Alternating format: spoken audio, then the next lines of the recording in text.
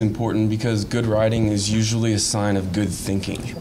And so if you're writing well, it typically means that you're thinking well. Writing is really different than oral communication, as you all well know, because in a written context, I can't express or communicate an idea and then have my audience say, well, wait, what did you mean by that?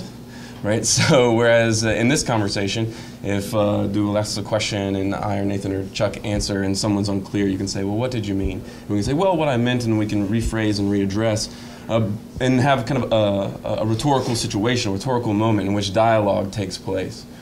And the reason that writing is so important is because it requires that you've already kind of worked through all of that dialogue and all of that exchange as you write, so that any potential objections or miscommunications are worked out ahead of time. So you have thought then, as the writer, through all of these potential snags and problems. Your thinking on the topic has been really nuanced and sophisticated.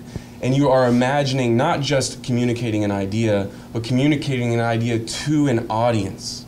So for us as believers, writing is especially important, and academic writing is especially important, because we're talking about communicating some of the most important ideas, some of the most important truths that can possibly exist to a wide variety of audiences. Some of you may write to the church, some of you may write to other Christian academics, and others of you may be writing in the public sphere. All of you having to imagine different kinds of audiences, different kinds of potential objections, different kinds of dialogues, working through all the nuances and sophisticated objections that may arise in your own mind, coming to something like a command of those things, or as close as we can get to them, and then articulating them in a way that can be understood outside